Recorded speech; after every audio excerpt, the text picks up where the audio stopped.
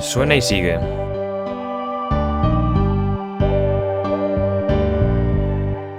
Teorizando sobre el universo sonoro audiovisual.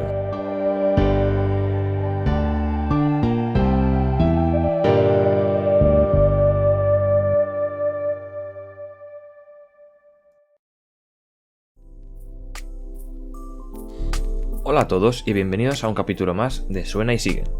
Yo soy Andrés Pedrosa y esto es Psicoacústica.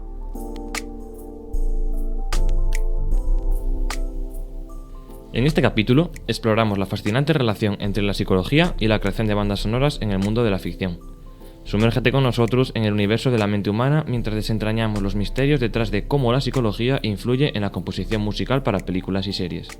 Además, para hacer las cosas aún más entretenidas, hemos invitado a una compositora que ya sabe algo del tema, Vega Barroso.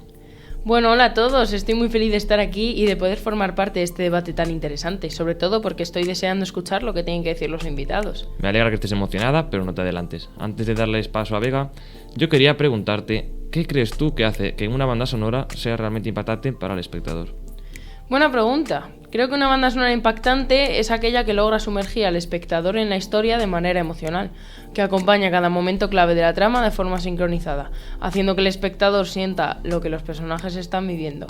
Además, la música debe ser capaz de evocar distintas emociones y mantener la atención del público durante toda la película. Sin duda, estoy completamente de acuerdo contigo. Además, hay que tener en cuenta que el sonido y la música son una herramienta muy poderosa para transmitir emociones, pensamientos profundos. Hay mucho trabajo detrás de todo esto.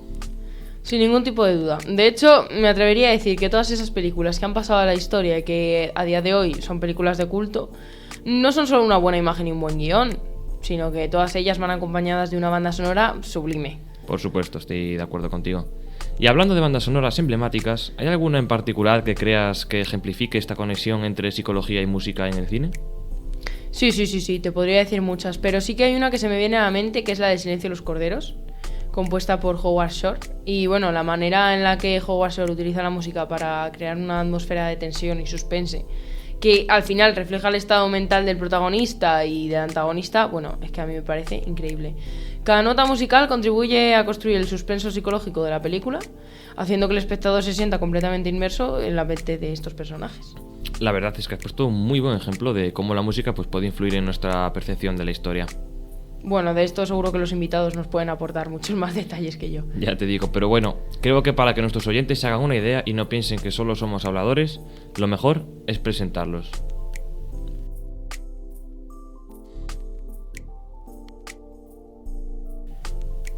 Hoy contamos con la participación de María García Bernal, musicoterapeuta y trabajadora en el área oncológica del hospital. Ella nos va a hablar de la parte más técnica del tema, para que así, mortales como nosotros, podamos entender más a ciencia cierta cómo la música, y más en concreto las bandas sonoras, tienen un poder inmenso en nuestras emociones y sensaciones. Además, tendremos la participación de Ernest Pipó, compositor de bandas sonoras y artista independiente, el cual nos va a hablar un poco sobre el proceso de creación de bandas sonoras de películas como Verano 1993 o Alcarrás, además de contarnos alguna anécdota de su experiencia en esta área. Y por último, pero no menos importante, contaremos con la participación de Jorge Adrados, técnico de sonido en diversas producciones como La Sociedad de la Nieve, que le ha dado el Goya, o The Crown. Él nos contará un poco acerca de la importancia de esta profesión y su estrecha relación con la narrativa de la historia, al igual que la banda sonora. Bueno, pues creo que ya podemos darle caña a esto, ¿no crees? Venga, pero primero es necesario explicar un poco más el tema de la importancia de la psicología del sonido y la música en las películas, ya que nuestros oyentes son nuevos en esto. Es verdad. El compositor colombiano Nicolás Muñoz Milán explica muy bien lo que vamos a hablar hoy, así que vamos a citar su opinión sobre la música en el audiovisual. Acompañar gestos y palabras, definir personajes, incidir psicológicamente en las situaciones o articular los movimientos son algunas de las funciones que cumple la música en el cine. Para lograr una composición exitosa es necesario saber los conceptos básicos para generar la interacción perfecta entre música e imagen y poder expresar de la mejor forma lo que la imagen sugiere, lo que la audiencia debe entender del concepto o la psicología de la trama.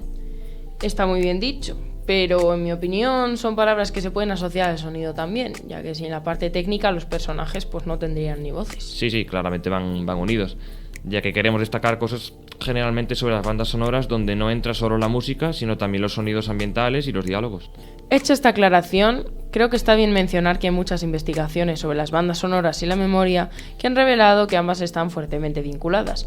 A las personas se les hace más fácil recordar las acciones, los personajes y el resultado final de una escena cinematográfica, positiva o negativa, si va acompañada de música con una calidad emocional positiva o negativa similar, respectivamente. Sí, por ejemplo, María nos ha contado de distintas teorías e investigaciones para explicarnos a qué se debe este vínculo al nivel neurológico y psicológico. Existen muchísimas investigaciones. Cruz y Sánchez en 2011 explican que la música comienza en el cine con el objetivo de tapar el ruido que se producía por las bobinas del reproductor, ¿no? Pero poco a poco la música se fue escogiendo acorde a lo que sucedía en pantalla.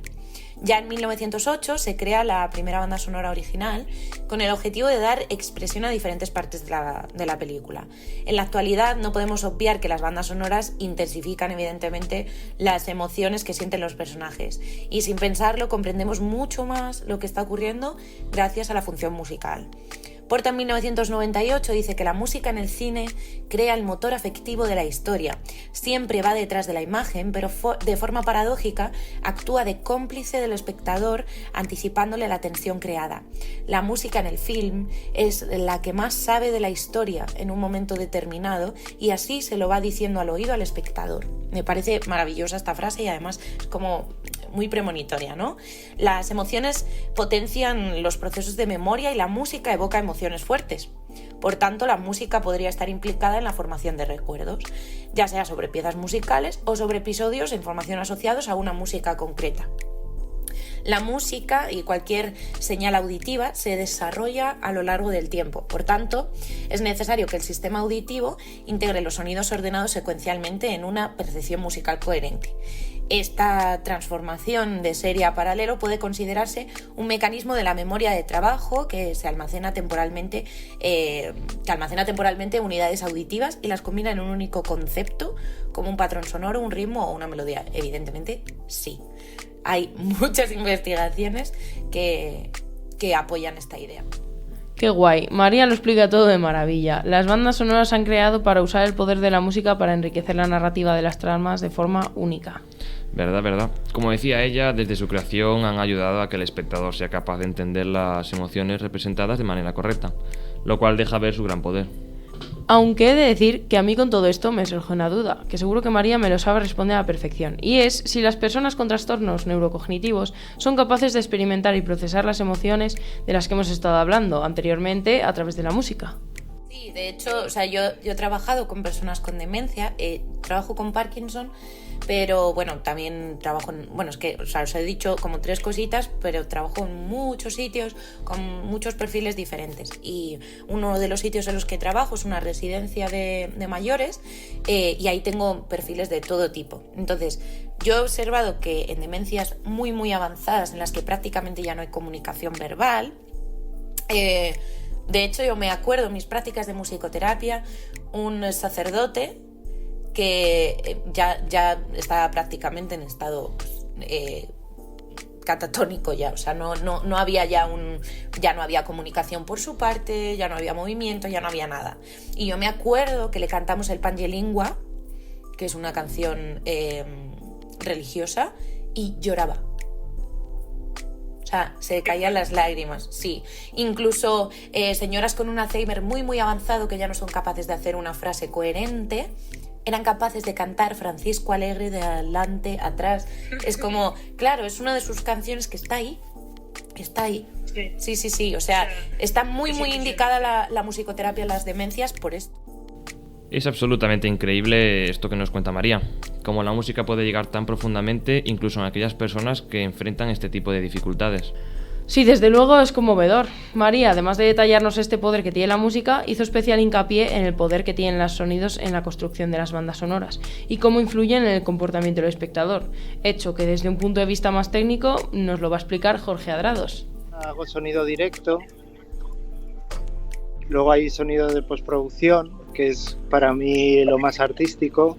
Yo lo que me encargo es de captar el sonido de cada escena, de los actores, entonces lo veo súper importante porque es captar el momento de esa toma, de ese plano que le ha gustado al director y que luego doblarla siempre pues queda más artificial. Entonces es es captar el momento de los actores, realmente. O sea, es prácticamente todo lo que tiene que ver con la actuación de unos actores, que sea creíble y el momento. Sí, porque se meten en el papel y luego doblarlo, hombre, se hace muchas veces, pero no es lo mismo. No es lo mismo. O sea, sí, muy importante. Dentro de una peli de algo de ficción es súper importante. Okay. Y mucha responsabilidad también, pero bueno. Sí, supongo, imagino que sí. Es verdad, sin el sonido de la actuación veraz, al final las películas serían bastante más artificiales.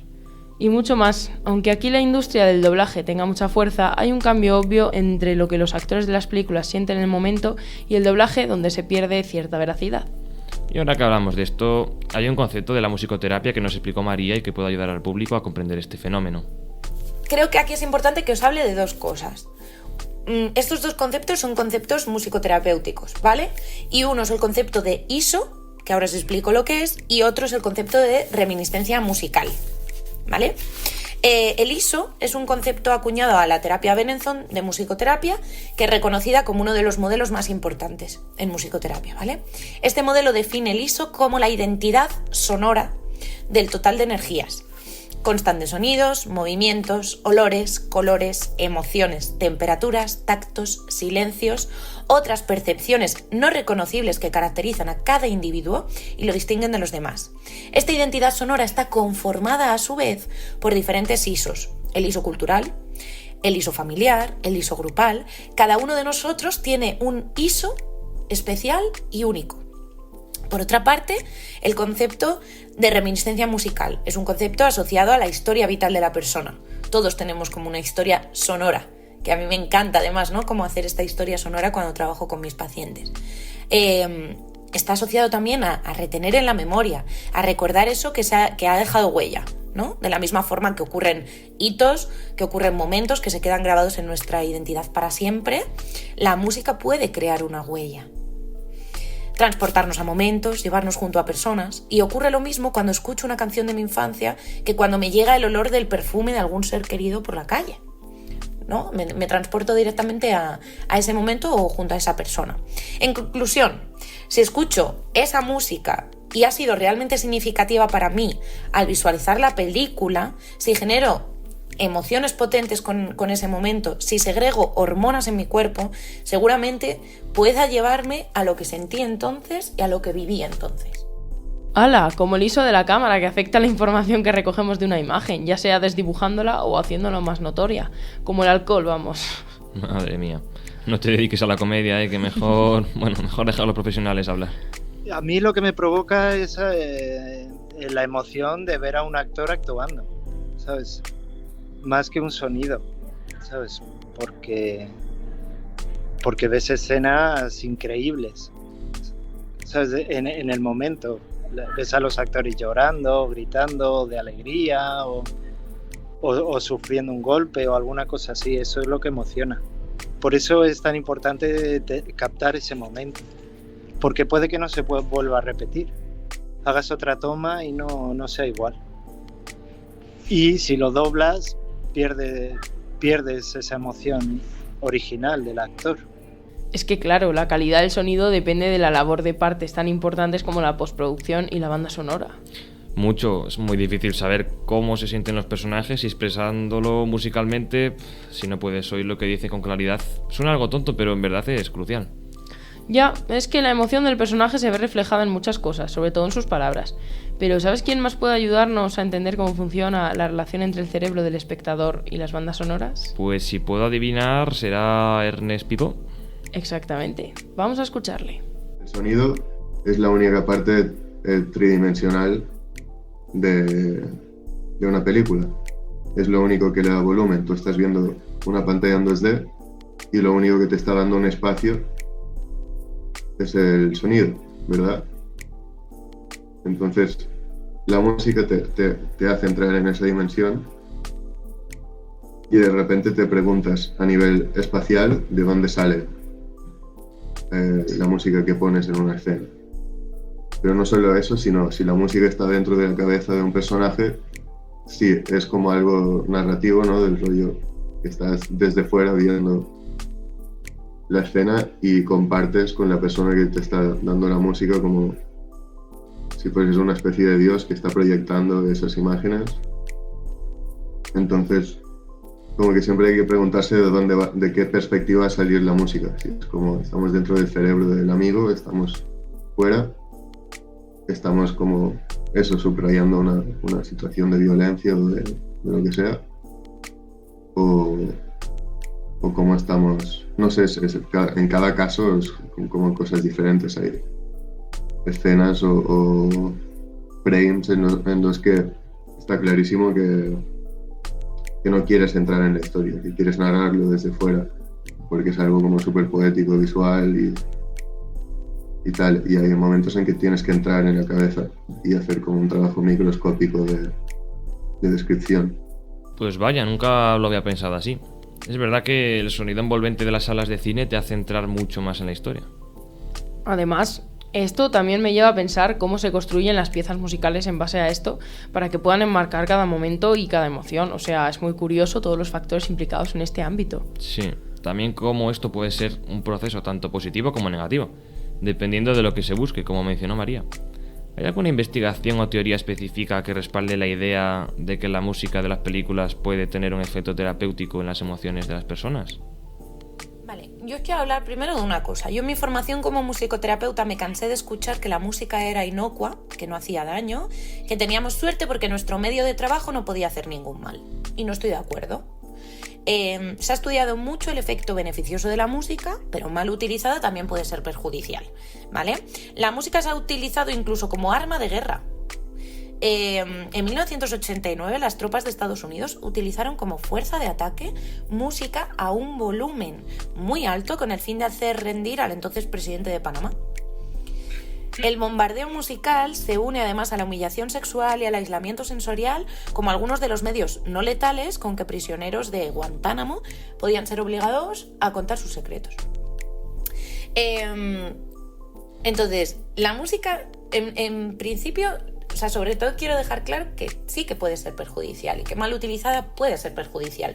Por eso también es importante reseñar que cuando se habla de musicoterapia, cuando hablamos de utilizar la música como elemento terapéutico, tiene que estar llevado a cabo por una persona formada en el tema y que sepa lo que está haciendo, ¿vale? Porque igual que puede evocarnos emociones positivas, puede evocarnos emociones negativas.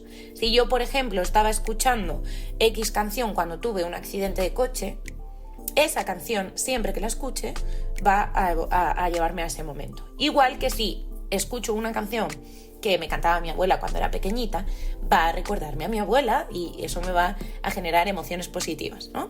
Pero si mi abuela no era buena gente, pues a lo mejor no me evoca emociones positivas. Entonces, hay que tener muchísimo cuidado y tener en cuenta esto. En cuanto al efecto que tienen esas bandas sonoras en la percepción del tiempo y del ritmo, y en la experiencia emocional del espectador, quiero poneros un ejemplo que es el de John Kearney, director de Begin Again. Expone en una escena de forma exquisita el poder que tiene la música. Con la canción As Time Goes By, transforma la imagen de una simple caminata por Nueva York en algo épico, poético. En esta escena podemos ver la conexión de la música con la imagen y su poder para narrar, ritmar, acentuar y dramatizar hasta el punto de hacer cambiar por completo la interpretación de una imagen. Esto que sucede es sinestesia emocional, es decir, varios sentidos actuando de forma conjunta y generando en el espectador una catarsis emocional en determinadas escenas. Este enorme poder sucede otra vez por la considerable influencia que tiene la música en el cerebro, hasta el punto de ser capaz de estimular el desarrollo del mismo, regenerando neuronas, facilitando la plasticidad cerebral. La recompensa química de la música, que activa el sistema de liberación de hormonas, genera a su vez un efecto psicológico de euforia y de consuelo. Al unir los efectos de la música en el cerebro con la fuerza de la imagen en el cine, se convierte en un arte prácticamente total. Hay un estudio de la Universidad de Bristol en 2013 que investiga la capacidad de inmersión del espectador en un espacio dramático, interactivo y experiencial, explorando hasta qué punto la música y el sonido pueden guiar y construir el conocimiento, cómo se puede alterar una historia, un discurso, un relato. Pero ahora viene la parte negativa. El abuso de la música, no solo como elemento narrativo, sino sobre todo dramático, puede hacer que la película se convierta en un espectáculo meramente sensacionalista. ¡Hala! Pipo también nos ha contado su experiencia personal con este tema. Generalmente la gente que lo escuchaba es como que siempre ha visto como una manera de componer en mí bastante paisajística, digamos, como muy visual, ¿no? Porque al final, eso, sin tener letra, pasas de lo abstracto a lo, digamos, bueno, que digamos que lo relaciones con paisajes o actitudes o personajes, ¿no? Y siempre intentamos vincular cuando algo es abstracto y queremos estructurarlo o darle una forma, y como oyentes necesitamos anclarnos a algo. Entonces creo que mi música te llevaba bastante a algo visual que no existía, porque no había visual, solo había audio. Pero sí, todo el mundo me decía que mis composiciones eran muy, eso, paisajísticas. Entonces pensé que bueno, que por qué no aprovechar. Y claro, como muy joven, ya con 22 años, entré a hacer una peli pues que llegó como un poco lejos, digamos. Y ha sido como después que he ido aprendiendo a entrar en el mundo de sonorizar imágenes. Y mi approach, digamos, a sonorizar imágenes, creo que es, bueno, tiene que ver con mi actitud frente a la vida también en general, es como poco habitual. Y es como que no hay, se le da mucha importancia normalmente a la sincronía entre el movimiento y igual como la tensión, bueno, la tensión obviamente, pero sí, como la sincronía entre movimiento, lo que está pasando, y remarcar muy bien y dar como a una especie de público que se considera un poco inútil, ¿no?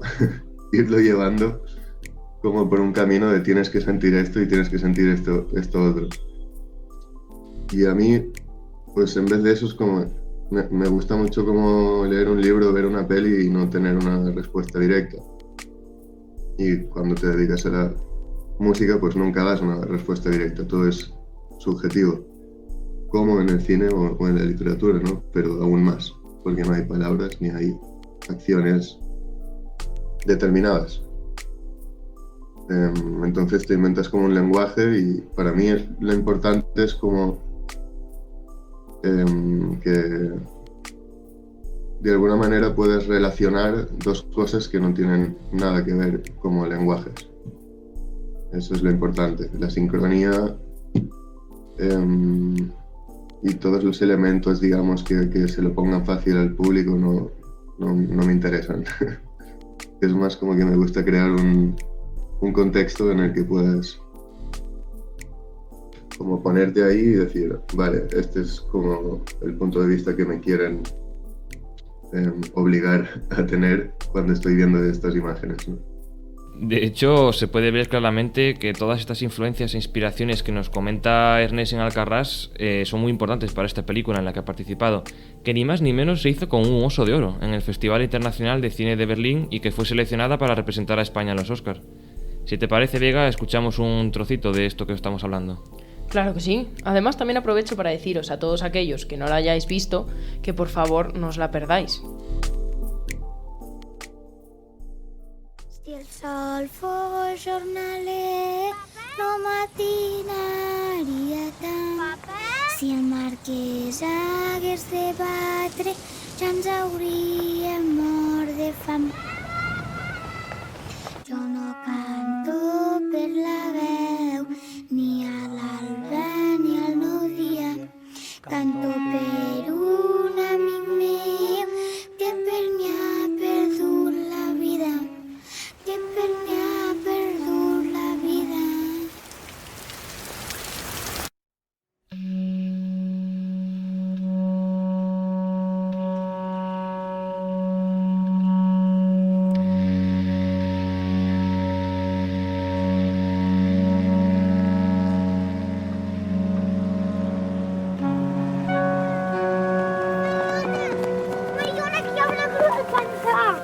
una grua. Sí, una grua enorme, sí. Però per què? Un contracte firmat de les terres. De contracte firmat, no n'hi ha cap. Què us deixo? El Pinyol vell i jo ho tenia fet de paraula, igual que el seu pare i el meu pare. Però bé, no ho digues això, papa, eh? Què fos, pare? Pare, home!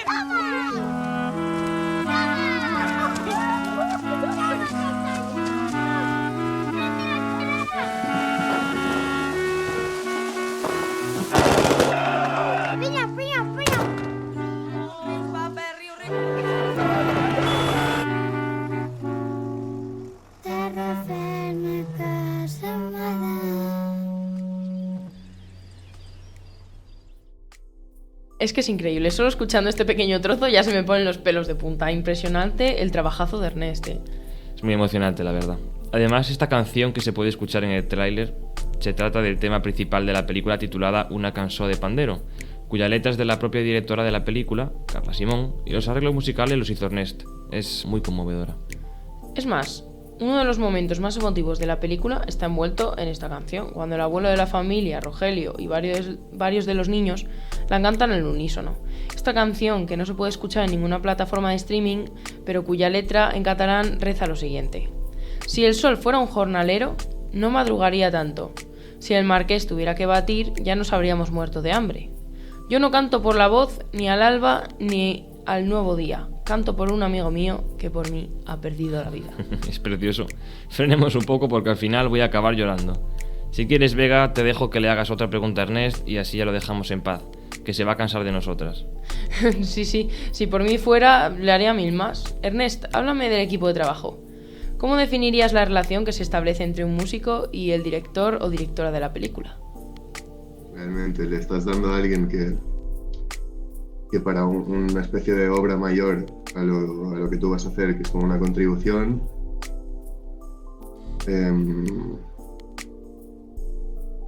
pues sí, igual lo más importante es establecer como un lenguaje común, que es algo súper subjetivo también. El director no sabe de música, tú no sabes de cine o de terminología, digamos, como al final, por ejemplo, entre dibujo y armonía sí que hay como conceptos que etimológicamente, ¿no?, vienen de ahí mismo. Entonces como que a nivel de color, de ritmo, todo eso es como que sí se puede hablar un mismo lenguaje, y la cuestión es buscar un poco ese anclaje con eso, bueno, con términos, digamos, que tengan que ver. Y bueno, está bien que cuando haces música después es súper liberador, porque estás como a tu propio servicio, de que puedo hacer absolutamente lo que me dé la gana. Pero cuando estás como colaborando con alguien y trabajas un día de como 4 horas, le pasas a alguien y en 2 horas se ha comido eso, ¿no? Por eso decía como lo de las ofrendas. Y lo consume constantemente, ¿no? Hay como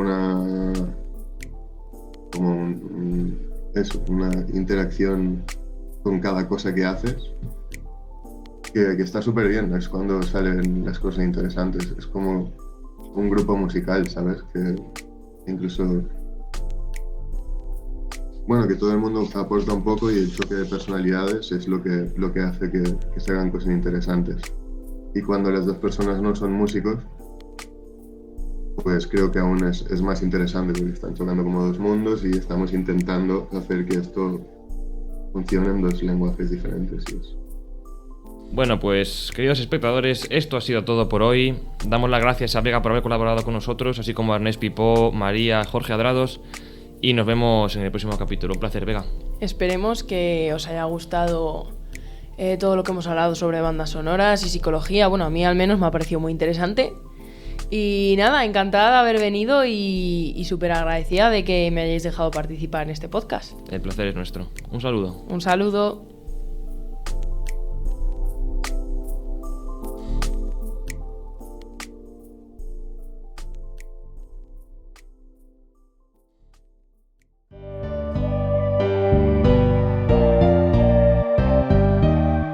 Suena y sigue.